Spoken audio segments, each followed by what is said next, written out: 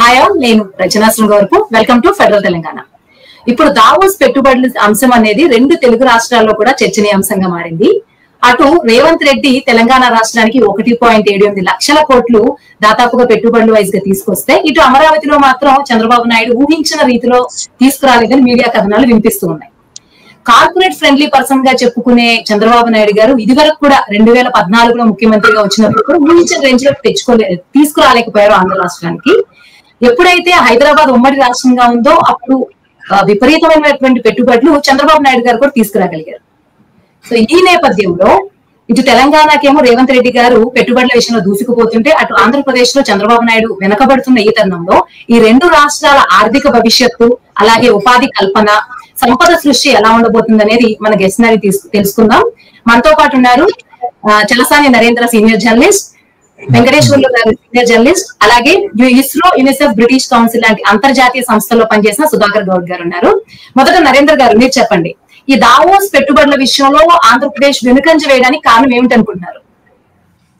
ఒకటి, ఈ దావోస్ సదస్సులు గాని, కొన్ని రాష్ట్ర ప్రభుత్వాలు జరిపేటువంటి పెట్టుబడిదారు సదస్సులు గాని, అవి కేవలము రాజకీయ పార్టీలు రాజకీయ ప్రచారం కోసం ఉపయోగపడే తప్పితే నిజంగా అక్కడ జరిగేటువంటి ఎంఓయూలకి, క్షేత్రస్థాయిలో జరిగేటువంటి పెట్టుబడులకి చాలా తేడా ఉంటుంది. ఎంఓయూ అంటే కేవలం పెట్టుబడి పెడతామని ఒక ఆసక్తి కనబరచడం మాత్రమే. వాటిలో అసలు నిజంగా ఎన్ని ఎగ్జిక్యూట్ అవుతాయి అనేది ఆ ప్రభుత్వాల సామర్థ్యం మీద ఆధారపడుతుంది. ఇది ఒక లాబింగ్ సెంటర్ మాత్రమే. ఇది చంద్రబాబు నాయుడు గారు ఇంతకుముందు ముఖ్యమంత్రిగా ఉన్నప్పుడు ఈ దావోస్ సదస్సుకి వెళ్ళటం ప్రారంభించి వీరికి ఒక రాజకీయ రంగు కల్పించేటువంటి ప్రయత్నం అప్పటి నుంచి జరుగుతుంది. అయితే దాంట్లో ఎవరైనా, మనం కూడా పాల్గొనవచ్చు, ఎవరైనా స్పెసిఫైడ్ ఫీజు చెల్లించి అక్కడికి వెళ్ళి పాల్గొనవచ్చు. అయితే పెట్టుబడులు అనేవి ఆయా ప్రాంతాల్లో, రాష్ట్రాల్లో ఉన్నటువంటి వాస్తవ పరిస్థితులను బట్టి వస్తాయి. కానీ కొన్ని వేల కోట్ల రూపాయలు, వందల కోట్ల రూపాయలు ఆస్తులు ఉన్నటువంటి పారిశ్రామికవేత్తలు కేవలం ఈ నాయకులను చూసి, వీళ్ళ ప్రచారం చూసి పెట్టుబడులు ఎవరు పెట్టరు. ఇవాళ మహారాష్ట్రలో ఉదాహరణకి 15 లక్షల కోట్లు వచ్చాయంటున్నారు. అంటే మహారాష్ట్ర కానీ, హైదరాబాద్ కానీ, ఆంధ్రప్రదేశ్ కానీ పెట్టుబడి పెట్టడానికి కూడా వాతావరణం ఎలా ఉంది, ఏమిటి అనే పరిస్థితిని బట్టి. గతంలో చంద్రబాబు నాయుడు గారు వెళ్తే హైదరాబాద్కి వచ్చాయి, కేటీఆర్ వెళ్తే వచ్చాయి. ఇప్పుడు రేవంత్ రెడ్డి, వాళ్ళతో పోల్చుకుంటే రేవంత్ రెడ్డి గారు రాజకీయంగా ఎలాంటి అనుభవం లేని వ్యక్తి ఒక విధంగా పరిపాలనలో. ఈయన వెళ్ళినా కూడా అంతకన్నా వాళ్ళందరూ మించి పెట్టుబడులు వచ్చాయి. కాబట్టి ఈ సదస్సులకు వచ్చేటువంటి పెట్టుబడులు, ఆ పెట్టుబడిదారులు ఇక్కడ ఉన్న రాజకీయ పరిస్థితులు, పెట్టుబడికి వచ్చి ఉన్నటువంటి అవకాశాలను బట్టి వస్తుంటాయి. ఇవాళ ఆంధ్రప్రదేశ్ అనేది ఆర్థికంగా, రాజకీయంగా కూడా ఒక విధంగా సంక్షోభకర పరిస్థితుల్లో ఉంది గత 5 ఏళ్ల నుంచి. ఆ పరిస్థితుల నుంచి ఆంధ్రప్రదేశ్ కోలుకోలేదు. ఆంధ్రప్రదేశ్ లో పెట్టుబడులకి మీకు భరోసా ఉంది. అక్కడ పెట్టుబడి పెడితే మా పరిశ్రమ పెట్టగలము, వ్యాపారం చేయగలము అనేటువంటి భరోసాని పెట్టుబడిదారుల్లో ఏదైతే కోల్పోయిందని చెప్తున్నారో అది కల్పించడంలో ప్రస్తుత ప్రభుత్వం ఇంకా విజయవంతం కాలేదు అనేటువంటి విషయం ఇక్కడ అవుతుంది. అందుకునే చంద్రబాబు నాయుడు గారు లాంటి పెద్ద ఆయనే చెప్పారు, నాకున్న అనుభవం ఇక్కడ ఎవరు లేదు, ఇక్కడ దావోస్ వాళ్ళని. అయినప్పుడు కూడా రాలేదంటే అది చంద్రబాబు నాయుడు గారి వైఫల్యం కానీ, రేవంత్ రెడ్డి గారి గొప్పతనం కాదు. ఆయా రాష్ట్రాలు ఉంటుంది వాస్తవ పరిస్థితులను బట్టి పెట్టుబడి. Thank you sir. సుధాకర్ గారు, నరేంద్ర గారు చెప్పినట్టు కొంత వ్యక్తిగత రాజకీయ పరిస్థితులు కూడా మనం ఆంధ్రప్రదేశ్ పరిస్థితులు ఎలా ఉన్నాయనే పక్కన పెడదాం. కానీ రేవంత్ రెడ్డి మొదటిసారి ముఖ్యమంత్రి అయ్యారు, చంద్రబాబు నాయుడు గారు 4వ దావోస్ కి వెళ్ళడం. అయినప్పటికీ కూడా లక్షల ప్రచారం కూడా చేశారు. ఈ సందర్భంలో కూడా ఇవి కమిట్మెంట్స్ వరకు వెళ్తాయా లేదా అంటే సెకండరీ, కనీసం ఇనీషియల్ గా కొంత ఒప్పందాలు కూడా రాబట్టడంలో ఎందుకు చంద్రబాబు నాయుడు గారు ఫెయిల్ అయ్యారనుకుంటున్నారు? రేవంత్ రెడ్డి గారి సక్సెస్ కి చంద్రబాబు నాయుడు గారి ఫెయిల్యూర్ ని మనం వ్యక్తిగతంగా చూసుకుంటే రాజకీయవేత్తలుగా కారణం ఏమై ఉంటుంది అనుకుంటున్నారు? అంటే ఒక ప్లేస్ లోకి, అంటే స్టేట్ లోకి కానీ, ఒక సిటీలో కానీ ఇన్వెస్ట్మెంట్స్ రావాలంటే there are hundreds of parameters. ఒకటి ఇన్ఫ్రాస్ట్రక్చర్, టెలికాం వ్యవస్థ, మీకు స్కిల్ అవైలబిలిటీ, ఇట్లా దాదాపుగా ఎన్నో అంశాలు ఉంటాయి. సో ప్రస్తుత పరిస్థితుల్లో చంద్రబాబు గారు వచ్చి 1 సంవత్సరం అయినా కూడా ఇక్కడ లోకల్ వాళ్ళే అక్కడ పోవడం లేదు. Forget about Davos. ఇక్కడ లోకల్ ఉన్న పాపం ఆయన బాగానే కష్టపడుతున్నాడు, ఢిల్లీ వెళ్తున్నాడు, బాంబే వెళ్తున్నాడు, అటు వెళ్తున్నాడు, వచ్చిన వాళ్ళందరికీ శాలువలు కప్పుతున్నాడు. But ultimately it doesn't turn because an investor I look at my profit, not how I benefit to Chandrababu. So దాంట్లో మనం చంద్రబాబును వ్యక్తిగతంగా, చంద్రబాబుకు హైదరాబాద్ ఒక మంచి కాషాయ ఏమంటాం దాన్ని, ఒక అక్షయ పాత్రలాగా ఉండే, అన్ని రెడీమేడ్, దాదాపు ఒక 40 సంవత్సరాల నుంచి డెవలప్ అయిన హైదరాబాద్ ను ఆయన డెవలప్ చేశాడు, నో డౌట్ అబౌట్ ఇట్. కానీ అదే నువ్వు అమరావతిలో ఇంకా 1,00,000 కోట్లు పెట్టినా రేపు ఇటువంటి ఇన్వెస్ట్మెంట్ అక్కడ వస్తుందని నేను అనుకోను. ఎందుకంటే అక్కడ ఉన్న జాగ్రఫికల్ లొకేషన్ ఒకటి, వెదర్ పరిస్థితులు ఒకటి, అవైలబిలిటీ ఆఫ్ మ్యాన్ పవర్ ఒకటి, కల్చరల్ ఆస్పెక్ట్స్ ఉంటాయి, వీటన్నీ ఉన్నాయి. కాబట్టి చంద్రబాబుని పాపం అతన్ని, చంద్రబాబు వెళ్ళాడు దావోస్, రేవంత్ రెడ్డి వెళ్ళాడు, ఈయన 1,00,000 కోట్లు 2 లక్షలు తీసుకొచ్చాడు అని తీసుకెళ్ళాడు. కాబట్టి నేను అనుకునేది అంటే ఇది it's not more dependent on Chandrababu. వాళ్ళొచ్చి చంద్రబాబు పర్సనల్ ఇన్వెస్ట్మెంట్ చేయడం లేదు. They are investing the shareholders money in a state or a company to increase their profits. Of course profits తో పాటు ఇంకా మిగతా విషయాలు ఉంటాయి, but main is the profit. కాబట్టి చంద్రబాబు హైదరాబాద్ ఉన్నప్పుడు ఇట్లయింది, అమరావతి వెనుక కాలేదు అంటే అది probably not fair towards Chandrababu గారు. పాపం ఎంత కష్టపడాలో పడుతున్నారు, బోర్డు దగ్గరికి వెళ్తున్నారు, ఇటు అన్ని బయటకి కూడా వెళ్ళొచ్చారు. కానీ ఎసెన్షియల్ ఏంటంటే ఒక ఇండస్ట్రీ కావాలంటే దానికి తగ్గట్టు ఎన్వైరన్మెంట్ ఉండాలి. ఇప్పుడు ఫర్ ఎగ్జాంపుల్ ఈ లిస్ట్ చూస్తే దాదాపు ఒక 10-11 కంపెనీస్ తెలంగాణకు వచ్చినాయి, అన్ని డేటా సెంటర్స్. దాంట్లో ఇన్వెస్ట్మెంట్ 1,79,000 crores లో దాదాపు 1 lakh investment only in data centres. Data centre అంటే ఏంటి? బేసికలీ ఒక డేటాను మొత్తం మేనేజ్ చేయడం, కంపెనీ డేటాను, 1,000 మంది పనిచేసే డేటాను ఒక ఒక ఒక మొత్తం కంప్యూటర్స్, ఈ యూపీ మీరు ఒకటి మైక్రోసాఫ్ట్ డేటా సెంటర్ షాద్నగర్ దగ్గర. రన్నింగ్ అవుట్ ఆఫ్ టైం, క్లుప్తంగా చెప్పగలుగుతారా? We're running out of time sir, క్లుప్తంగా. అదే చెప్తున్నానండి, data centre is basically it's not a employment generation industry. It is basically to reduce the employment. They are coming with a data center. ఇక మిగతా చూస్తే నాకేం పెద్ద కంపెనీస్ ఏం కనబడతలేవు. మిగతా కంపెనీస్ ఉన్నాయని కూడా దాంట్లో దాదాపు సగానికి సగం మన దగ్గర ఆల్రెడీ ఉన్నవి. అమెజాన్ దాదాపు 15 సంవత్సరాల నుంచి ఉంది, విప్రో ఉంది, ఇవన్నీ ఇన్ఫోసిస్ ఉంది. So, well, kudos to Davos and Mr. Reddy. But ఒకటి ఇంకోటి ఏంటంటే దీన్ని ఒప్పందాలు అనడం అనేది సరిగా కాదు. ఇది ఎక్స్ప్రెషన్ ఆఫ్ ఇంట్రెస్ట్ అంటే ఒక పాయింట్ ఏంటంటే ఒక పాయింట్ ఏంటంటే దీన్ని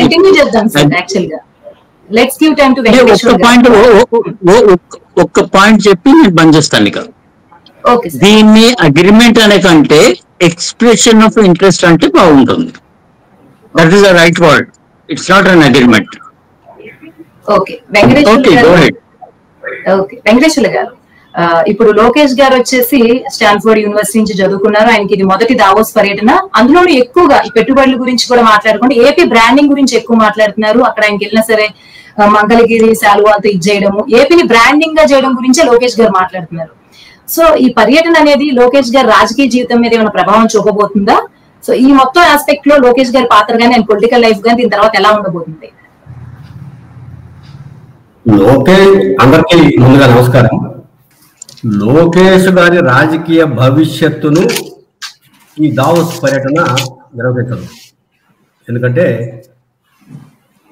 లోకేష్ ఆంధ్రప్రదేశ్లో ప్రజల మద్దతు 100% పొందిన రోజు మాత్రమే ప్రజలకు చేరువ అవుతాడు తప్ప దావోస్ పోయాను, పారిశ్రామికవేత్తలతో మాట్లాడాను, నేను నాతో పాటు మా నాన్న వచ్చాడు, మా నాన్నతో పాటు మా పరిశ్రమల మంత్రి వచ్చాడు, మేమందరం అక్కడ కూర్చున్నాము, చప్పట్లు కొట్టారు, మాకు నన్ను కాబోయే ముఖ్యమంత్రి అని మా పరిశ్రమల మంత్రి టీజీ భరత్ పొగిడాడు, అక్కడ చెప్పాడు దావోస్లో.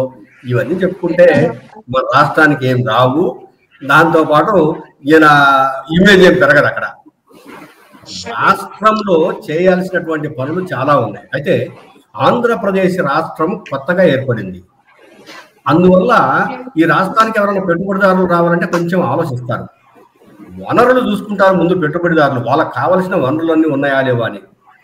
ఉన్నాయి, కొన్ని వనరులు ఉన్నాయి, అయితే వాటిని వినియోగించడానికి ప్రభుత్వానికి కొన్ని అడ్డంకులు కూడా ఉన్నాయి. వీటన్నిటిని దృష్టిలో పెట్టుకున్నప్పుడు రాష్ట్ర ప్రభుత్వము అభివృద్ధి చెందాలి అంటే ముందు గవర్నమెంట్ దగ్గర ఒక నిర్దిష్టమైనటువంటి ప్రణాళిక ఉండాలి. ఆ ప్రణాళిక ఏంటి అంటే ఒక 25 సంవత్సరాల ప్రణాళికలు తయారు చేశాడు చంద్రబాబు నాయుడు గారు. ఈ 25 సంవత్సరాల ప్రణాళికను తీసుకుపోయి వాళ్ళు ముందు పెట్టాడు దావోస్లో.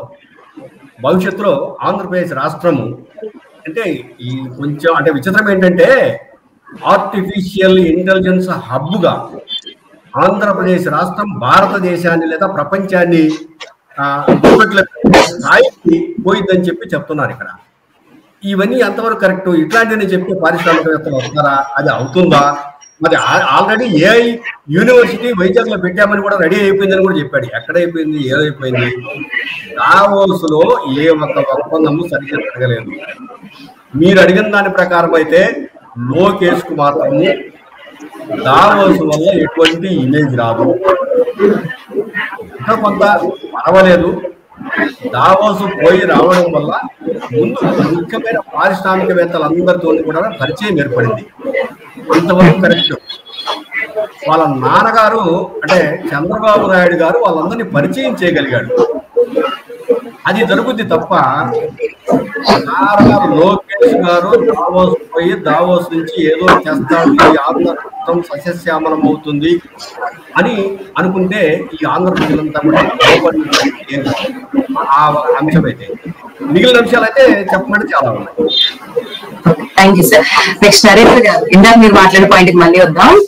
తెలంగాణలో ఇదంతా కూడా ఒక పిఆర్ ఎక్సర్సైజ్ అంటారా, లేకపోతే నిజంగానే పెట్టుబడులు రాబోతున్నాయి అనుకుంటున్నారు? ఎందుకంటే కేటీఆర్ గారు కూడా చాలా సార్లు దావోస్ కి వెళ్ళి వచ్చారు, దాన్ని ఫెస్టివల్ లా చేసుకున్నారు, కానీ ఎంతవరకు ఆచరణలోకి వచ్చిందన్న అనేది క్లారిటీ లేదు. ఇప్పుడు కూడా కాంగ్రెస్ అదే పండగ వాతావరణం నడుస్తుంది. మరి తెలంగాణకి ఇది నిజంగానే పండగ అవుతుందంటారా? అంటే ఎందుకంటే ఆయన చేయాల్సిన ప్రయత్నం చేశారు రాజకీయ నాయకుడిగా. అయితే ఇందాక చెప్పారు ఆయన అగ్రిమెంట్లు ఎలా ఉన్నాయో, దాంట్లో చాలా వరకు కొన్ని హైదరాబాద్ బేస్డ్ కంపెనీస్ కూడా వెళ్ళి దావోస్ లో అగ్రిమెంట్ చేసుకున్నారు.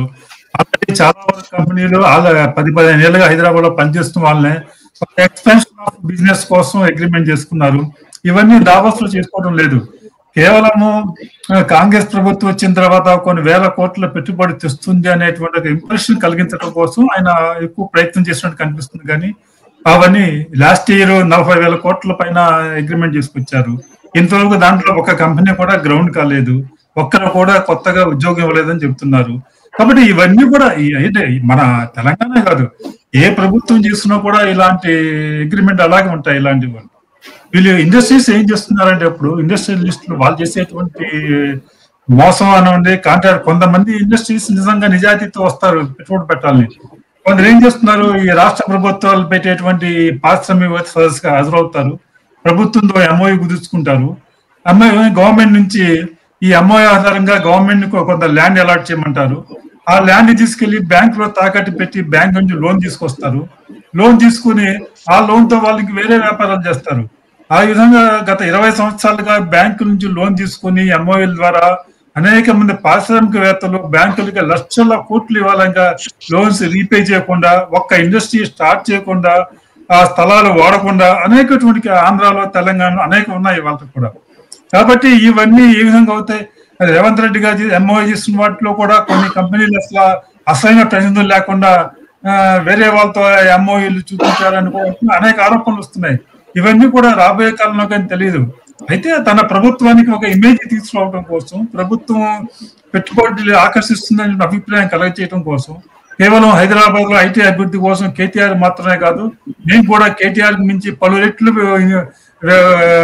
పెట్టుబడులు తీసుకొస్తున్నామని చెప్పడం కోసం, ప్రభుత్వ సామర్థ్యాన్ని చెప్పుకోవడం కోసం ప్రయత్నం చేశారు. ఇవన్నీ ఏమాత్రం ఎగ్జిక్యూటివ్ అవుతాయి, కార్యరూపం దాస్తాయి అనేది భవిష్యత్తులో కానీ మనం చెప్పలేం. అప్పుడు థ్యాంక్ యూ నరేంద్ర గారు. సుధాకర్ గారు, ఇందాక మీరు మాట్లాడిన పాయింట్ వద్దాం. Now you can clearly elaborate.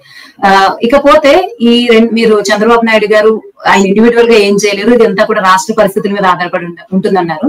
So ఈ 2014 to 19 అయిపోయినాక 19 to 24 జగన్ గారి పాలన ప్రభావం కూడా ఈ దావోస్ పెట్టుబడులు, కొంత ఇన్వెస్టర్స్ ఆసక్తి చూపకపోవడానికి ఒక కారణమే ఉంటుంది అనుకుంటున్నారా? డెఫినెట్ గా అండి. అది మన జగన్ గారు ఉన్నప్పుడు కూడా మన లోకల్ ఇండస్ట్రీ వెళ్ళలేదు అక్కడికి. ఇండస్ట్రీ, లోకల్ ఇండస్ట్రీ అంటే ఇండియాలో ఉన్న పెద్ద పెద్ద పారిశ్రామికవేత్తలే అక్కడికి ఆంధ్రాకి వెళ్ళలేదు. Forget about Davos and London, New York. So కాబట్టి నేను ఇంతకుముందు మీరు అన్నారు చంద్రబాబు గారి పాత్రలు, చంద్రబాబు గారు డెఫినెట్ గా ఆయన పర్సనల్ ఇమేజ్ ఉంది, ఆయన కాంట్రిబ్యూషన్ ఉంది. But that alone doesn't help. You need other things. మన వెంకటేశ్వరులు గారు చెప్పినట్లు ఎన్నో వనరులు ఇవన్నీ ఉంటే కానీ నీకు ఇండస్ట్రీ రాదు. సో అవన్నీ కూడా హైదరాబాద్ మీకు రెడీమేడ్ గా ఉన్నాయి. ఇప్పుడు ఇంకోటి అన్ఫార్చునేట్ థింగ్ ఏంటంటే దేశంలో ఫార్మస్యూటికల్ కంపెనీస్ అన్ని కూడా హైదరాబాద్ లో ఉన్నాయి అండ్ హిమాచల్ ప్రదేశ్ లో ఉన్నాయి. దీనికి కారణం ఏంటి? ఈ రెండు రాష్ట్రాలు భ్రష్టు బట్టి వాళ్ళు ఇక్కడ పర్మిషన్స్ ఇస్తున్నారు. మొత్తం నువ్వు తెలంగాణ చూసుకొని మొత్తము పొల్యూటెడ్ అయిపోయింది. హైదరాబాద్, సంగారెడ్డి, మెదక్, మహబూబ్ నగర్, ఈ డిస్ట్రిక్ట్స్ అన్ని కూడా gone case, already heavy pollution. Again మనం ఇటువంటి ఇండస్ట్రీని పట్టుకొస్తే వీళ్ళు Sun petrochemicals, but exactly I don't know what it is. ఆ కంపెనీ ఏం చేయబోతుందో తెలియదు. ఇప్పుడు ఆల్రెడీ మన మక్తల్ తర్వాత ఇంకేదో ఉంది అక్కడ ఆదిలాబాద్ లో, అక్కడ ఇథనాల్ ప్రొడక్షన్ అని చెప్పి వాళ్ళు స్టార్ట్ చేశారు. It's totally against from local people. అట్లే తెలంగాణలో జడ్చర్ల దగ్గర నీకు అమర్ రాజా బ్యాటరీ కంపెనీ పెట్టారు. అది ఫర్ వేరియస్ సీజన్ జగన్ అక్కడి నుంచి వెళ్ళగొట్టాడు తిరుపతి నుంచి. ఆయన వచ్చి ఇక్కడ జడ్చర్లలో పెట్టి నేను ఇది చేస్తాను అది చేస్తాను, కానీ వాళ్ళు విడుదల చేసేది మొత్తం కూడా ఓన్లీ పాయిజన్. సో అట్లా మనము చంద్రబాబు గారిని తక్కువ చేయడం కానీ అటు కాదు, ఇక్కడున్న పరిస్థితుల వల్ల, వనరుల వల్ల, యాక్సెస్ వల్ల ఇక్కడ ఇండస్ట్రీస్ వస్తున్నాయి. లేకపోతే ఎందుకు వస్తారు హైదరాబాద్ కు? హైదరాబాద్ వాళ్ళ మినిమం ఊరా లేకపోతే వాళ్ళ అత్తమ్మ ఊరా? సో ఇక్కడ హైదరాబాద్ లో కల్చర్ డెవలప్ అయింది, ఇప్పుడే కాదు, ఒక 40-50 ఏళ్ళ నుంచి, 70 ఏళ్ళ నుంచి. సో కాబట్టి things are moving. Thank you sir. Next Venkateswarlu garu. Okay, మన చర్చలు మాట్లాడుకునే వాళ్ళు ఇంత విస్తృతంగా ఫాలో అయ్యే వాళ్ళని పక్కన పెడదాము. సాధారణంగా జనాలు మాత్రం ఒక గవర్నమెంట్ తర్వాత ఇంకో గవర్నమెంట్ నుంచి ఎక్స్పెక్ట్ చేసేది ఉద్యోగాలు, ఉపాధి కల్పన స్కీమ్స్ కన్నా కూడా కొంచెం ఎడ్యుకేటెడ్ యూత్ ఇదే ఎక్స్పెక్ట్ చేస్తున్నారు. చంద్రబాబు రావడంతోనే కొంత జాబ్స్ వస్తాయి, ఎంప్లాయ్మెంట్ ఆపర్చునిటీస్ అంతా వస్తాయని ఒక హోప్ తో ఉన్నారు. వాళ్ళందరూ కూడా ఈ పెట్టుబడులు ఇవి చూస్తారు కదా. సో సామాన్య ప్రజలపై ఈ దావోస్ పెట్టుబడుల అంశం అనేది వాళ్ళ పర్స్పెక్టివ్ ని ఎలా చూడొచ్చు? సామాన్య ప్రజలు ఏమనుకుంటారు వాళ్ళ? ఎందుకంటే కూటమి ప్రభుత్వం ఉంది, డిఫరెంట్ పొలిటికల్ ఈక్వేషన్స్, ఇప్పుడు పెట్టుబడులు రాకపోవడం, దీన్ని మనం కాదు సామాన్య జనాలు ఎలా చూస్తారు అనుకుంటారు? ఆంధ్ర ఓటర్లు లేదా ఆంధ్ర యువత? ఇప్పుడు ఆంధ్రప్రదేశ్ లో జరుగుతున్నదంతా దావోస్ పోయి ముఖ్యమంత్రి గారు, ఆయన కుమారుడు గారు దావోస్ నుంచి పెట్టుబడులు తెస్తారు. ఆంధ్రప్రదేశ్ ఆయన అనుకున్నట్టుగా స్వర్ణాంధ్ర కలలు నిజమవుతాయి అనేది దాదాపు ప్రజలంతా అనుకున్నారు. అట్లాగనే తెలుగుదేశం పార్టీ వాళ్ళు ప్రధానంగా అనుకున్నారు. అక్కడ పోయి మనం చూసాము 4 రోజుల పాటు అక్కడ ఉన్న తర్వాత ప్రతిరోజు చర్చలు జరిగిన తర్వాత ఏ రోజుకి ఆ రోజు చర్చలు అంటే పారిశ్రామికవేత్తలతో చర్చలు ముగిసిన తర్వాత కూడా సపరేట్ గా కూడా చంద్రబాబు నాయుడు గారు లేకపోతే లోకేష్ సపరేట్ గా పోవడం, వాళ్ళతో మాట్లాడటము, ఇవన్నీ వాళ్ళని అడగడము, చెప్పడము, ఇన్ని చెప్పారు. ఒక్క ఎంఓయూ కూడా ఆంధ్రప్రదేశ్ రాష్ట్రానికి అవలేదు. అందరికీ చెప్పుకుంటా వచ్చారు మా రాష్ట్రం ఇప్పుడు చాలా వనరులు ఉన్నాయి, చాలా ఉపయోగపడుతుంది, మీరు పెట్టుబడులు పెట్టండి, మీ పెట్టుబడికి తగినటువంటి లాభాలు, మంచి లాభాలు వస్తాయి, మీరు ఏమేమి పెట్టుబడులు పెట్టినా కూడా మేము దాన్ని సాయం అందించడానికి రెడీగా ఉన్నాము. ఇందాక సార్ చెప్పినట్టు, మన సుధాకర్ గారు చెప్పినట్టు, లేకపోతే మన సార్ నరేంద్ర గారు కూడా ఈ భూములు తీసుకుంటారు. ముందు ఎవరైనా పెట్టుబడిదారులు వచ్చినప్పుడు ఏం చేస్తారంటే మాకు ల్యాండ్ కావాలంటారు. అమరావతిలో అంటే ప్రపంచంలో ఎక్కడా లేనటువంటి ఒక కొత్త పద్ధతిలో సేకరించినటువంటి భూమి 55,000 ఎకరాలు ఉంది. ల్యాండ్ పూలింగ్ సిస్టమ్ అనేది ఎక్కడన్నా విన్నారా? అసలు ఎక్కడా లేదు. ఆంధ్రప్రదేశ్ ప్రభుత్వం మాత్రమే తీసుకుంది. ఈ ల్యాండ్ పూలింగ్ సిస్టమ్ ద్వారా తీసుకున్న తర్వాత ఆ రైతుకి ఏమిస్తారు? ఒక కమర్షియల్ ప్లాట్, ఒక రెసిడెన్షియల్ ప్లాట్, మిగిలినంతా ప్రభుత్వం తీసేసుకుంటుంది. ఇందులో ఇప్పుడు అక్కడ ఉన్న రేటు ప్రకారం ₹1,00,00,000 ఒక ఎకరం అనుకుంటే, ఈయన పారిశ్రామికవేత్తలకు 30 లక్షలు కూడా ఇస్తాడు, 25 లక్షలు కూడా ఇస్తా అన్నాడు. అయినా పెట్టుబడిదారులకు రావడం లేదు. కావలసిన వనరులు ఉన్నాయని చెప్తున్నాడు, అయినా రావడం లేదు. కృష్ణా నది పక్కన ఉంది, మంచి నీళ్లు కావాలంటే, నీళ్లు ఎప్పుడు కావాలంటే ఎన్ని లక్షల క్యూసెక్ల నీళ్లు కావాలన్నా కూడా ఇస్తామని చెప్తున్నాడు. అయినా వాళ్ళు తలవడం లేదు. మొన్న 2 days బ్యాక్ అనుకుంటాను, బిల్ గేట్స్తో కలిశాడు చంద్రబాబు నాయుడు. ఈయన చెప్పాల్సినవన్నీ చెప్పాడు. ప్రధానంగా ఏం చెప్పాడు? విద్య వైద్యానికి సంబంధించి మీరు ఏదైనా సహాయం చేస్తే, మీరు పెట్టుబడులు పెడితే, మంచి ఇలా ఏదో ఫార్మసీ రంగం ఇంకోటి కానీ ఇట్లా పెడితే మేము అన్ని విధాలు సహకరిస్తామని చెప్పాడు. అంతా విన్నాడు బిల్ గేట్, ఒక్క మాట కూడా మాట్లాడలేదు. నమస్కారం పెట్టాడు, ఆయన లేచి వెళ్ళాడు, ఆయన లేచి వచ్చాడు. ఆ తర్వాత చంద్రబాబు నాయుడు బయటకు వచ్చేసి ప్రెస్ అంటే రిపోర్టర్లతో మాట్లాడుతూ బాగా స్పందించాడు. తర్వాత పెట్టుబడుల విషయం మీకు ఖచ్చితంగా సహాయం చేస్తానని చెప్పేసి అన్నాడు. ప్రతి ఒక్కరూ అట్లనే చెప్పారు, అంత తప్ప వేరేది ఏం లేదు. ఆంధ్రప్రదేశ్ రాష్ట్రానికి ఇప్పుడు పారిశ్రామికవేత్తలు క్యూ కడతారని చెప్పడం మాత్రం అది నమ్మడానికి లేదు, నమ్మదగింది కూడా కాదు. ఎందుకంటే ఏమీ లేదు ఆంధ్రప్రదేశ్, అమరావతిలో ఏమీ లేదు. అసెంబ్లీకి సంబంధించి కట్టిన భవనం ఒకటి, తర్వాత సెక్రటేరియట్ ఒకటి తాత్కాలిక భవనం, మిగిలిన ఎన్ని ఇప్పుడు నిర్మాణాలు జరుగుతున్నాయి. అది మునిగిపోయిందనే ఒక అపవాదు కూడా ఉంది. అపవాదం ఏముంది, నిజం కూడా ఉంది. అందులో కొంత వాటర్ కూడా ఆ నదుల వల్ల ఆగుతుంది, కొంచెం సమస్యలు కూడా ఉన్నాయి. అందువల్ల పెట్టుబడిదారులు ఆంధ్రప్రదేశ్ రాష్ట్రానికి అంత తేలిక వచ్చే పరిస్థితులు లేవు. విశాఖపట్నంలో కొంతవరకు ఐటీకి సంబంధించింది కానీ ఇంకోటి కానీ డెవలప్ అయ్యే అవకాశాలు ఉన్నాయి. అంటే అక్కడ సముద్ర తీరము పట్టణ మధ్యలో ఉంది కాబట్టి ఆ అవకాశాలు ఉన్నాయి. అంటే చంద్రబాబు నాయుడు గారు ఏంటంటే ప్రతిదీ ఏం చెప్తున్నారంటే మాది అయిపోయింది అంటున్నాడు. ఒకసారి సెల్ ఫోన్ బిల్ గేట్స్ ఇంత ముందు కలిశాడు, అసలు టెక్నాలజీని నేను చేసుకొచ్చానని చెప్పారు.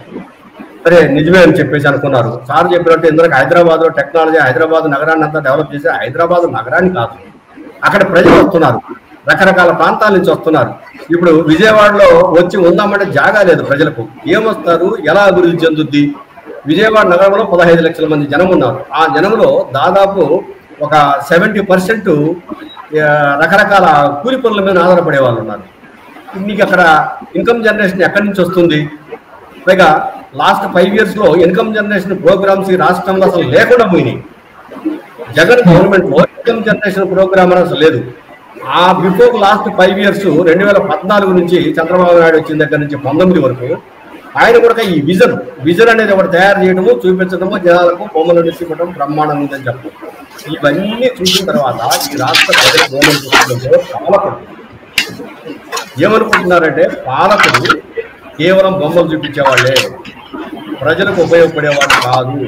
ఈ రాష్ట్రానికి ఏమి రావు, ఏమి జరగదు. ఒకవేళ ఎవరైనా వస్తున్నా ఒకడు వస్తే ఇంకొకరు, అంటే ఒకరు చేసుకొస్తే ఇంకొకరు అడ్డుకుంటారు. కాబట్టి మనం పోవడం కంటే అనవసరమని అటువైపున పారిశ్రామికవేత్తలు భావిస్తున్నారు, ఇటువైపున ప్రజలేంటి వీళ్ళు మాటలు చెప్పి పోయేవాళ్ళ తప్ప ఏది ఉపయోగపడదు అనేది ఆ భావన మనసుల్లో ఉంది. ఈ దావోస్ పర్యటన మొత్తము ఒకసారి బేరీజు వేసుకొని చూస్తే చంద్రబాబు నాయుడు గారు ప్రచారం చేసుకోవడానికి ఆంధ్రప్రదేశ్ రాష్ట్రానికి ఉపయోగపడింది తప్ప అక్కడి నుంచి పెట్టుబడులు వచ్చి ఇక్కడ ఖచ్చితంగా పారిశ్రామికవేత్తలు ఒక మంచి అసెట్గా మారుతారు అనేది మాత్రము కనిపించడం లేదు. ఎందుకంటే మన ఇప్పుడు ఆంధ్రప్రదేశ్ రాష్ట్రంలో సముద్ర తీరంలో బ్రహ్మాండమైన గ్యాస్ నిల్వలు ఉన్నాయి, ముడి నిల్వలు ఉన్నాయి. ఇవి ఎక్కడికి పోతున్నాయి? వేరే రాష్ట్రాలకు పోయి అమ్ముకుంటున్నారు. ఎక్కడో చెన్నైలో పోయి ఇంటింటికి గ్యాస్ ఇస్తున్నారు. అది ఎక్కడి నుంచి పోతుంది? ఆంధ్రప్రదేశ్లో నుంచి పోతుంది. కానీ ఆ పెట్టుబడిదారులను ఎవరన్నా ఒక మాట అడుగుతున్నారా? ఎందుకు మా విజయవాడకి ఎంత చుట్టుపక్కల ఎందుకు ఇవ్వరు? ఇస్తే మీకు వచ్చే నష్టం ఏంటి? ఆడ ఎంత డబ్బు ఇస్తున్నారా? మేము అంతే డబ్బు ఇస్తాం కదా అని ఎవరైనా ఒకరు అడుగుతున్నారా? కేంద్ర కన్సర్న్లో వాళ్ళు ఉంటారు, ఆ ప్రకారం వాళ్ళు అమ్ముకుంటారు, వాళ్ళ ఇష్టం. వాళ్ళు సక్రమంగా అమ్మాలి, ఇదంతా జరగాలి అని చెప్పేసారంటే ఈ ప్రభుత్వ పాలకులు వాళ్ళు చెప్పినట్టు వినాలి. మరి కేంద్రం కొంత సత్సంబంధం, వెంకటేశ్వర గారు మరి కేంద్రంతో కొంత సత్సంబంధాలు ఉన్నాయి కదా చంద్రబాబు నాయుడు గారికి, మరి ఏమన్నా సైడ్ నుంచి ట్రై చేయగలుగుతారు అనుకుంటారా? ఉన్నాయి, సంబంధాలు ఉన్నాయి, బాగానే ఉంది. అది ఎప్పుడు 2014లో ఫస్ట్ లో ఉంది, కొంత ఆ మధ్యలో సగంలో ఒక సంవత్సరం ముందు మానేశాడు. అసలు మొన్న ఈ కూటమిలో చేరడానికే నాకు తెలిసి అక్కడి నుంచి ఢిల్లీలో నుంచి కొంతమంది తెలిసిన వాళ్ళు ఇచ్చిన సమాచారం మేరకైతే నరేంద్ర మోదీ అతను వద్దన్నా అంట. చంద్రబాబు నాయుడు గారిని ఎందుకు ఆయన పోయినసారి ఇట్లా మనకి ఇబ్బంది పెట్టారు, మళ్ళీ ఇప్పుడు ఎందుకు ఆయన తీసుకోవడం అంటే, ఇప్పుడు ఉన్న ఈ హోంమంత్రి వీళ్ళంతా ఏంటంటే లేదు ఇప్పుడు జగన్ మీద 100% వ్యతిరేకత వచ్చింది ప్రజలకు. దీన్ని క్యాచ్ చేసుకోవాలంటే మనం ఉంటే మనకు 4 సీట్లు వస్తాయి. అందుకని వాళ్ళు కలిసి ఒక 8 సీట్లు సంపాదించగలిగారు. కానీ కేంద్ర మంత్రులు కాగలిగారు, ఇక్కడి నుంచి ఎమ్మెల్యేలు ఉన్నారు. ఇదంతా వాళ్ళకి కలిసి వచ్చింది. బీజేపీకి బాగా ప్యూర్ పొలిటికల్ స్టెప్ గానే దీన్ని చూడొచ్చు అంటారు తప్ప పర్సనల్ రిలేషన్స్ పరంగా పర్సనల్ రిలేషన్స్ వల్ల అందరికి ఏమి రావంటారు. Okay, thank you sir. Narendra garu use చేసుకున్నారండి, అంతేకాని ఆంధ్రప్రదేశ్ రాష్ట్రానికి కావాల్సిన రావడంలో మాత్రం చంద్రబాబు నాయుడు ఫెయిల్యూర్ అయ్యాడు. Okay, thank you. Next moving to Narendra garu. ఇప్పుడు వెంకటేశ్వర గారు చాలా క్లియర్ గా చెప్పారు ఈ పెట్టుబడులు వీటిలో అయితే చంద్రబాబు గారు ఫెయిల్ అయ్యారని. ఇప్పటి వరకు కూడా ఆంధ్ర రాజకీయాల్లోనే కాదు దేశ రాజకీయాల్లోనే చంద్రబాబు నాయుడు గారిని గొప్ప రాజకీయవేత్తగా చెప్పుకుంటారు. ఎటువంటి క్లిష్ట సమస్యల్లో అయినా సరే గొప్ప చాణక్యుడిలా వ్యవహరిస్తారంటారు. మరి ఈ సందర్భంలో పెట్టుబడులు కాకుండా ఇంకే పద్ధతుల్లో అయినా ఆంధ్రప్రదేశ్ ని ఆయన అభివృద్ధి పదంలో నడిపించగలరని మీరు అనుకుంటున్నారా? చంద్రబాబు నాయుడు అంటే చంద్రబాబు నాయుడు గారు మొదటి కాంచి ఆయన నినాదాలు ఇవ్వటంలో ప్రజల ముందు ఏదో మంచి పిక్చర్ చూపించడంలో తప్పితే ఢిల్లీ వెళ్ళి రాష్ట్ర ప్రయోజనాల కోసం పోరాడగలేటువంటి పోరాటాల ద్వారా వచ్చిన మనిషి నాయకుడు కాదండి ఎప్పుడు కూడా. ఢిల్లీలో అంతకుముందు ఎన్డీఏలో భాగస్వామి ఉన్నప్పుడు కూడా 2014లో కూడా రాష్ట్ర ప్రయోజనాల గురించి ఎప్పుడు ఢిల్లీ వెళ్ళిన అడిగింది లేదు. ఢిల్లీ ఎన్నిసార్లు కూడా గట్టిగా ఇవాళ కూడా పోలవరము, అమరావతి నా ఫస్ట్ ప్రయారిటీ అన్నారు. ఇంతవరకు అమరావతికి బడ్జెట్ లో 15,000 కోట్లు కేటాయిస్తాం అన్నారు తప్పితే దాని వరల్డ్ బ్యాంక్ ఏడీబీ లోన్ ఇప్పిస్తాం అన్నారు తప్పితే ఆ లోన్ ఎవరు కడతారనే విషయంలో క్లారిటీ లేదు. ఇవాళకి కూడా 15,000 ఇంకో 1 నెల రోజుల్లో ఈ ఆర్థిక సంవత్సరం అయిపోతుంది. ₹1 కూడా రాష్ట్రానికి ఈ ఆర్థిక సంవత్సరంలో ఇంతవరకు అమరావతికి కేంద్రం నుంచి రాలేదు. అలాగే పోలవరం ప్రాజెక్టు విషయంలో కూడా కేంద్రం ఇంతవరకు ఆ డిస్ప్లేస్మెంట్ పునరావాసం కల్పించే బాధ్యత ఎవరిది? అది కేంద్రం చెప్పాలి. మొన్న ఇక్కడ అమిత్ షా వచ్చేసేసి ఆంధ్రప్రదేశ్ లో చిన్న ఒక కార్యక్రమంలో పాల్గొని 3 లక్షల కోట్లు ఆంధ్రప్రదేశ్ రాష్ట్రానికి ఆర్థిక సాయం చేశారన్నారు. ఎంత అబద్ధం సార్, ఎంత దుర్మార్గం ఆ మాట మాట్లాడటం. అంటే ఆంధ్రప్రదేశ్ ఎందుకంటే వాళ్ళకి ఆంధ్రప్రదేశ్ అంత రాజకీయంగా ప్రాధాన్యత కలిగే రాష్ట్రం కాదు. వాళ్ళకి నరేంద్ర మోడీ ప్రభుత్వానికి ఏ రాష్ట్రంలో పెట్టుబడులు పెట్టడం వల్ల ఖర్చు పెట్టడం వల్ల వాళ్ళకి బీజేపీ బలపడుతున్నటువంటి భ్రమలు లేవు వాళ్ళకి. కాబట్టి వాళ్ళకి దానికోసం బీజేపీ ప్రభుత్వం యొక్క మనుగడ ఇవాళ చంద్రబాబు నాయుడు మీద ఆధారపడి ఉంది. ఒక్క నితీష్ కుమార్ అనేక విషయాల్లో కేంద్రాన్ని నిలదీయగలుగుతున్నాడు తన రాష్ట్ర ప్రయోజనాల కోసం. ఆయన దాంట్లో ఈయన ఏ విషయంలో కూడా ఈ విషయంలో మమ్మల్ని మీరు గట్టిగా నిలబడి వాళ్ళని పోరాడేటువంటి ప్రదర్శన సత్తువైన ఏనాడు ప్రదర్శించలేకపోతున్నారు. దానికి అనేక కారణాలు ఉన్నాయి, రాజకీయ కారణాలు కావచ్చు, ఇతర బలహీనతలు కావచ్చు. దానివల్ల రాష్ట్రం మరి విశాఖ ఉక్కు ఫ్యాక్టరీ విషయంలో కూడా ఇవాళ వరకు కూడా కేంద్రం నుంచి ఒక స్పష్టమైన కేవలం 14,000 కోట్లు 10,000 కోట్లు ఇస్తేనే అది ఏదో గొప్ప బ్రహ్మాండంగా సహాయం చేశారు అనుకుంటున్నారు. అది కేవలం వాళ్ళ పెట్టుబడిగా పెట్టి దాంట్లో విశాఖపట్నంలో ఉక్కు ఫ్యాక్టరీలో షేడ్ లెంత్ తీసుకోవడానికి ఒక ఎత్తుగడేసారి తప్పితే నేను నిజంగా విశాఖపట్నం ప్లాంట్ యొక్క భవిష్యత్తు గురించి స్పష్టమైన భరోసా ఇంతవరకు కేంద్రం ఇవ్వలేదు ఎవరు కూడా. ఆ విషయంలో కూడా గట్టిగా నిలదీసే ప్రయత్నం చేయలేకపోతున్నారు. అనేక విషయాలు దీనివల్ల పారిశ్రామికవేత్తలు కూడా పెట్టుబడి పెట్టే వాళ్ళు కూడా ఆంధ్రప్రదేశ్ భవిష్యత్తు మీద ఒక భరోసా ఏర్పడలేకపోతుంది. దానివల్ల వాళ్ళు కూడా అమిత్ షా గారు చెప్పిన లక్షల కోట్లు కూడా కేంద్ర తలపెట్టినటువంటి వివిధ ప్రాజెక్టుల యొక్క రాబోయే 10 ఏళ్లలో అయ్యేటువంటి మొత్తం ఖర్చులు కానీ బ్యాంక్ లోన్లు కానీ అవన్నీ చెప్తున్నారు తప్పితే కేంద్రం నిర్దిష్టంగా ఎన్ని ఫండ్స్ రిలీజ్ చేసింది ఆంధ్రప్రదేశ్ కి చెప్పట్లా. కనీసం బడ్జెట్ ప్రకారం ఇవ్వాల్సిన నిధుల్లో సగం నిధులు కూడా ఈ సంవత్సరం ఇంతవరకు ఇవ్వలేదు. ఇవాళ ఆంధ్రప్రదేశ్ యొక్క బడ్జెట్ ఇవాళ డిసెంబర్ నాటికి 190% మిగులు, అంటే ఎస్టిమేషన్ కన్నా 190% ఎక్కువగా లోటు బడ్జెట్ లో ఇలా ఉందన్నమాట. చాలా తీవ్రమైన ఆర్థిక సంక్షోభంలో ఆంధ్రప్రదేశ్ ఉంది. అందుకనే ఆంధ్రప్రదేశ్ లో పెట్టుబడులకు అనువైన వాతావరణం ఇవాళ పారిశ్రామికవేత్తలు కనిపించట్లేదు. దానివల్ల వాళ్ళు ఎవరు వచ్చేటువంటి అవకాశాలు కనిపించట్లేదు. Okay, thank you sir. నా ఇప్పుడు సుధాకర్ గారు ఎంత పక్కన పెడదాము, ఇప్పుడు మొన్న పుష్ప విషయంలో కానీ విషయం కానీ జరిగినప్పుడు ఆల్మోస్ట్ టాలీవుడ్ విజయవాడకు వచ్చేస్తుంది, ఇక్కడ మేము సపోర్ట్ చేస్తాం అన్నట్టు కూడా స్టేట్మెంట్స్ ఇచ్చారు. కొంత సినిమాకు కూడా ఇక్కడ వ్యతిరేకత వచ్చింది. సో ఈ నేపథ్యంలో ఇప్పుడు అక్కడ ఆంధ్రప్రదేశ్ కి పెద్ద పెట్టుబడులు రావట్లేదు. సో ఎవరైనా తెలంగాణ నుంచి ఆంధ్రప్రదేశ్ లో సెటిల్ అవ్వాలనుకున్నా, లేకపోతే ఆంధ్రప్రదేశ్ లో అవకాశాలు ఉంటాయి అనుకున్న వాళ్ళ మీద ఇది ఎలా ప్రభావం చూపుకుంటున్నారు? ఇంకా మొత్తానికి అందరూ హైదరాబాద్ లోనే ఉండిపోవాలనుకుంటారా? ఎవరికైనా ఆలోచన ఉంటుందా ఇంకా ఆంధ్ర వెళ్ళాలి అని? అంటే ఇప్పుడు యాజ్ ఎ బిజినెస్ మ్యాన్ నాకు ఇప్పుడు చాలా మంది హైదరాబాద్ నుంచి, ఆంధ్ర నుంచి ఎస్పెషల్ గా ఆఫ్రికా పోయి వాళ్ళు బిజినెస్ చేస్తున్నారు. Africa is inhabitable countries, most of them crime, there lot of problems. అయినా వాళ్ళు వెళ్తున్నారు ఎందుకంటే అక్కడ వాళ్ళకు they see some profit and hidden gold. అట్లా ఎవరికైనా కూడా ఇప్పుడు ఆంధ్రాలో ఏదైనా ఆపర్చునిటీ కనబడితే వాళ్ళకు బెనిఫిషియల్ గా ఉండి వాళ్ళు డెఫినెట్ గా వెళ్తారు. బట్ లేకుంటే ఇట్స్ వెరీ వెరీ డిఫికల్ట్. ఇప్పుడు హైదరాబాద్ కి ఎందుకు వస్తున్నారు? ఈయన రేవంత్ రెడ్డి గారిని చూసి రావడం లేదు కదా. ఇప్పుడు ఇంకో క్రైసిస్ అమెరికాలో biggest crisis today is the unemployment. Trump H1B, EB, RB, ఈ వీసా ఆ వీసా అంటూ వాడు ఎందుకు పెడుతున్నాడు? అసలు లోకల్ వాళ్ళకి ఎంప్లాయ్మెంట్ లేదు. ఇప్పుడు ఈయన తీసుకొచ్చిన సెంటర్లు ఇన్వెస్ట్మెంట్ లో అన్ని డేటా సెంటర్స్ ఉంటే 50,000 ఉద్యోగాలు ఎక్కడి నుంచి వస్తాయండి? అందుకని నేనేం చెప్తానంటే రేవంత్ రెడ్డి గారికి, బికాజ్ ఈ రోజు మార్నింగ్ నుంచే రాజకీయం శురువైంది దావోస్ పైన.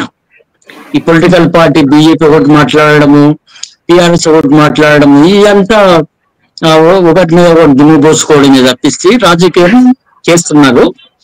కాబట్టి దీన్ని వీళ్ళు రియల్ గా యూజ్ చేసుకోవాలంటే వీళ్ళు ఎవ్రీ క్వార్టర్లీ ఒక రిపోర్ట్ రిలీజ్ చేయాలి గవర్నమెంట్.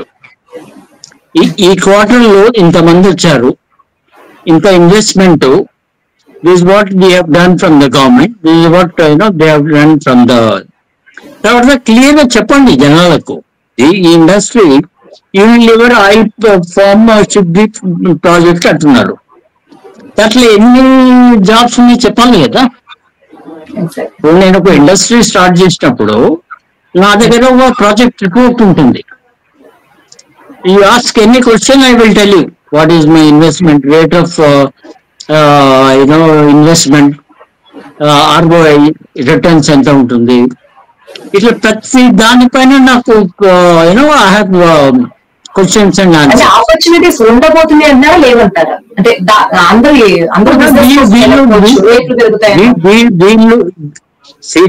ఇంతకుముందు చెప్పాను, 1,79,000 కోట్లలో దాదాపు 1,00,000 కోట్లు డేటా సెంటర్స్ లో ఉన్నాయి. Data center is managed by 50 or 60 people or 100 people, however it is big. కావాలంటే మీరు షాద్ నగర్ లో మైక్రోసాఫ్ట్ డేటా సెంటర్ ఉంది. బయట నుంచి చూస్తే మీకు చాలా పెద్ద సెంటర్, షెడ్స్ అవి, ఎయిర్ కండిషనర్స్ అవి చాలా ఉంటాయి. మనం బయట నుంచి ఏం తెలియని వాళ్ళని తీసుకుంటే ఇది చాలా పెద్ద ఇండస్ట్రీ, ఆఫ్ కోర్స్ ఇట్స్ పెద్ద ఇండస్ట్రీ. బట్ అక్కడ ఏమైతుంది, ఒక 50 people manage computers, UPS, air conditioning etcetera, and they manage the cloud etcetera and data. So 1,00,000 కోట్ల డేటా సెంటర్స్ వస్తుంటే నీకు ఎంప్లాయ్మెంట్ ఎక్కడ ఉంటుంది? ఒక 5,000 10,000 కంటే మాక్సిమం ఉండదు. ఇప్పుడు మనకు ఎంప్లాయ్మెంట్ వచ్చే ఇండస్ట్రీ మ్యానుఫ్యాక్చరింగ్. దీంట్లో I don't see any manufacturing industry. Maybe solar cell కానీ, solar cell again anti environmental ఇది. So I don't see any single manufacturing industry where employment is generated. See basically పెట్టుబడి వచ్చినప్పుడు government ఎందుకు భూమి ఇస్తుంది, ఎందుకు రాయితీలు ఇస్తుందంటే మన ఆర్థిక వ్యవస్థ బాగుపడుతుంది, తర్వాత లోకల్ ఎంప్లాయ్మెంట్ కూడా జనరేట్ అయ్యేవాళ్ళు. ఇవి కాకుంటే దానికి ఇచ్చి వేస్ట్ కదా. ఎవడైనా ఇస్తాడు, వాడు ఆఫ్రికా వెళ్దామన్నా వెళ్తాడు, కానీ ఆఫ్రికా వెళ్ళాడు ఎందుకంటే అక్కడ ఇవి అన్నీ లేవు. వీళ్ళు 50,000 అంటున్నారు కానీ సో అందుకని to disprove my argument every quarter from today you release a report to the public. శ్వేత పత్రం అంటావా, రెడ్ పత్రం అంటావా, గ్రీన్ పత్రం అంటావా, మీ ఇష్టం. కానీ నాకు చెప్పండి, మీరు ఈ అగ్రిమెంట్ లో ఎన్ని కంపెనీస్ ఫర్దర్ వచ్చాయి? What is the progress in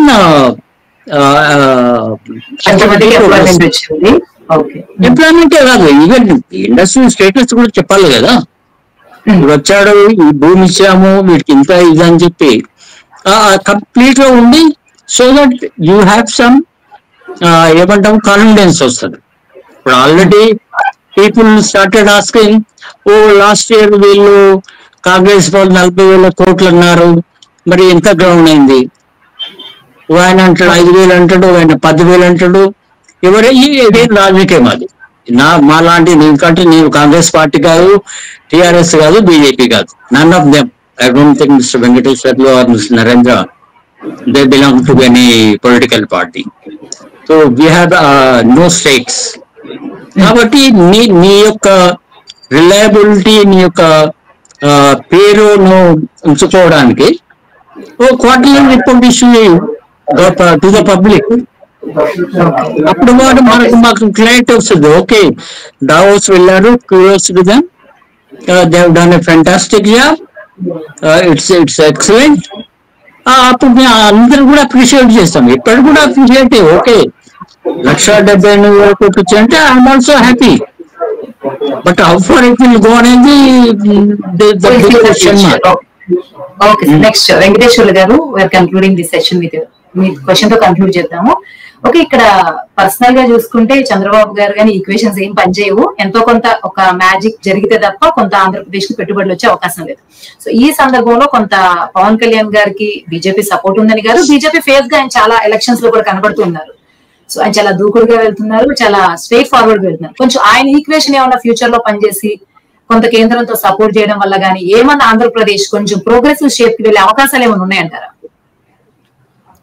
ఉంటాయి. ఇప్పుడు ఎందుకంటే పవన్ కళ్యాణ్ 100% బీజేపీ వాడైపోయాడు. ఆయన ఏదో జనసేన పార్టీ పేరు మాత్రమే ఉంది, అది భారతీయ జనతా పార్టీలో ఒక భాగమే అని నేను అనుకుంటున్నా. లేకపోతే ఎక్కడో మొదలుపెట్టి ఎక్కడికో వచ్చిందంటే, ఇప్పుడు సనాతన ధర్మం గురించి 100% చెప్తున్నాడంటే ఇప్పుడు ఆయన పెట్టుకున్న పార్టీ సనాతన ధర్మం గురించి చెప్పడానికి కాదు కదా. ఈ రాష్ట్ర ప్రజలు అన్ని మతాలు, కులాలు అందరు ఉన్నారు, అందరినీ గౌరవించడానికి పెట్టుకున్న పార్టీ లౌకిక పార్టీ అని చెప్పేసి ఆయన మాన్యువల్ అని రాసుకున్నాడు. కానీ ఇప్పుడు ఏం జరుగుతుంది? భారతీయ జనతా పార్టీ ఏ నినాదంతో అయితే బయటకు వచ్చిందో ఆ నినాదం కంటే ఇంకొంచెం ముందు ఉన్న నినాదాన్ని ఎత్తుకున్నాడు ఈయన. అలాగే ఆర్ఎస్ఎస్ వాళ్ళు కూడా మాట్లాడటం చేతగాని, చెప్పడం చేతగాని మాటలు మన పవన్ కళ్యాణ్ గారు చెప్తారు. కాబట్టి ఖచ్చితంగా సెంట్రల్ గవర్నమెంట్ నుంచి ఏదైనా తీసుకురావాలి అనుకుంటే చంద్రబాబు నాయుడిని దగ్గర పెట్టుకొని పోయి ఇద్దరు కలిసి కూర్చొని మాట్లాడితే ఏమన్నా వచ్చే అవకాశాలు ఉంటాయి. గ్రాంట్ మేమేదో పెట్టుబడులు పెట్టే వాళ్ళను చాలా మందిని పంపించామని మన అమిత్ షా చెప్పినట్టు 3 లక్షల కోట్లు ఇచ్చామంటే ఎక్కడ ఇచ్చాడు? 3 రూపాయలు కూడా ఇవ్వలేదు ఆంధ్ర రాష్ట్రానికి. సొంతంగా సెంట్రల్ గవర్నమెంట్ నుంచి 3 రూపాయలు గ్రాంట్ రూపంలో 3 రూపాయలు కూడా రాలేదు. లక్షల కోట్లు ఇచ్చామంటే ఎట్లా? పైగా ఇప్పుడు ఆంధ్రప్రదేశ్ రాష్ట్రంలో నిజంగా విద్యా వైద్య రంగం చాలా బాగున్నాయి.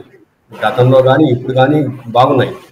వైద్య రంగం మీద పెడుతున్న ఖర్చు తిరిగి రావడం లేదు. దాన్ని ఎట్లా చేయాలని ఆలోచించి చెడగొట్టడానికి ఒక ప్రయత్నాలు కూడా జరుగుతున్నాయి.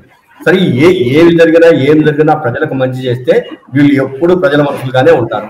ప్రజలకు మంచి చేయకపోతే ప్రజలు ఇప్పుడు జగన్ ఎట్లయితే దూరం పెట్టారో రేపు పొద్దున ఈ గవర్నమెంట్ కూడా ఆ పరిస్థితి వస్తుంది. అందుకని చెప్పేసి ఆలోచించాల్సింది ఏంటంటే ఈ రాష్ట్రానికి ఏం కావాలా, కావాల్సింది ఎలా తెచ్చుకోవాలి. సరే, పవన్ కళ్యాణ్ ఉన్నాడు, మోడీతో దగ్గర సంబంధాలతో ఉన్నాడు. అంతకంటే దగ్గర సంబంధాలు ఆల్రెడీ చంద్రబాబు నాయుడుకి ఉన్నాయి. అయినా చంద్రబాబు నాయుడిని మోడీ కొంత నమ్మడం లేదు.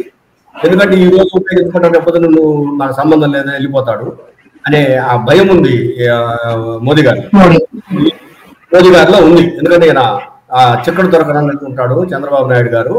అందుకని పవన్ కళ్యాణ్ గట్టిగా పట్టుకొని నిజంగా వెళ్ళి అక్కడ కూర్చొని ఇద్దరు మాట్లాడితే ఈ రాష్ట్రానికి కావాల్సిన గ్రాంట్ ఎంత కొంత తెప్పించుకోవడానికి అవకాశాలు అయితే మెరుగ్గా ఉన్నాయి. ఓకే, థ్యాంక్ యూ వెంకటేశ్వర్ గారు.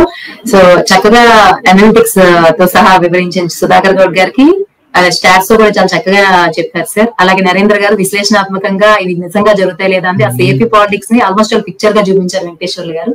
Thank you so much. దీంతో ఇది ఏం చేద్దాం sir. Thank you. Okay, thank you అండి. థ్యాంక్ యూ అండి.